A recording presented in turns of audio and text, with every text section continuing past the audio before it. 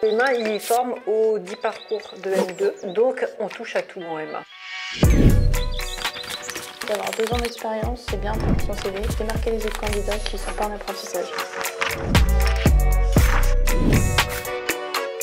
Bonjour Angélique, vous êtes responsable pédagogique du Master à IDS de Lyon. Est-ce que vous pouvez présenter la formation? IDS, c'est pour ingénierie de la santé et on forme des cadres pour les entreprises en fait, de santé, mais également pour les centres d'investigation clinique qu'on trouve plutôt en milieu hospitalier. Quel est ton plus beau souvenir lors de ta formation? C'est lorsqu'on a pu réaliser un audit RSE. Nous, on avait changé de domaine, on ne voulait pas rester dans l'industrie pharma, on avait même interrogé une entreprise dans le domaine du chocolat et on avait pu les interviewer.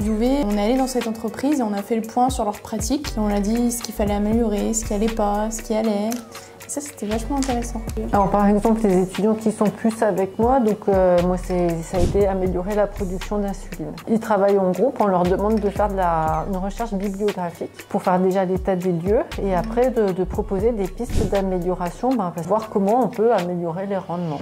Peut-être en modifiant les plasmides, les bactéries qu'on va utiliser ou la levure, etc. Donc c'est à eux d'analyser les dernières tendances en fait, qui sortent vraiment de la R&D pour faire des propositions, en fait, des pistes d'amélioration.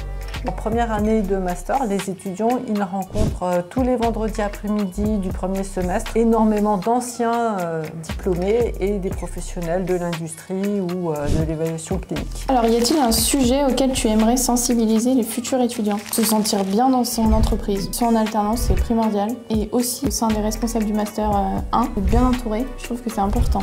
Citer au moins 3 métiers auxquels pourront prétendre les futurs diplômés. Donc on va commencer par coordinatrice d'essais cliniques puisque Marie est à côté de moi. Donc ça c'est plus pour ce qui est évaluation clinique et milieu hospitalier. Et après pour tout ce qui est entreprise de la santé, il peut y avoir des chargés d'affaires réglementaires, des formulateurs, des responsables de production, responsables d'assurance qualité, contrôle qualité. Et puis il y a aussi quelques étudiants qui trouvent des places en R&D. Alors moi c'était pour attachée de recherche clinique, coordinatrice clinique et vu que j'étais en alternance, c'était directement ce métier que je ciblais et je savais qu'en M2 je voulais partir en évaluation clinique.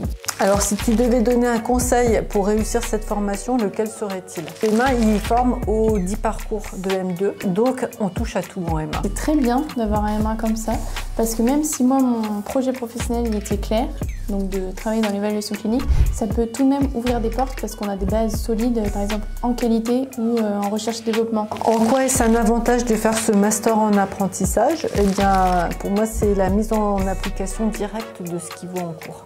Se démarquer aussi, à la sortie de M2, d'avoir 2 ans d'expérience, c'est bien pour son CV, démarquer les autres candidats qui ne sont pas en apprentissage. Je pense que le M1, c'est dur, il faut travailler, mais j'ai réussi aussi grâce en étant en entreprise. Parce que je voyais tout ce qui est réglementaire aussi, j'y voyais directement, moi j'ai appliqué au travail. Pour le format de l'alternance, ils ont une semaine en octobre, 15 jours fin décembre, une semaine en février, ils sont à temps plein à partir de début mars.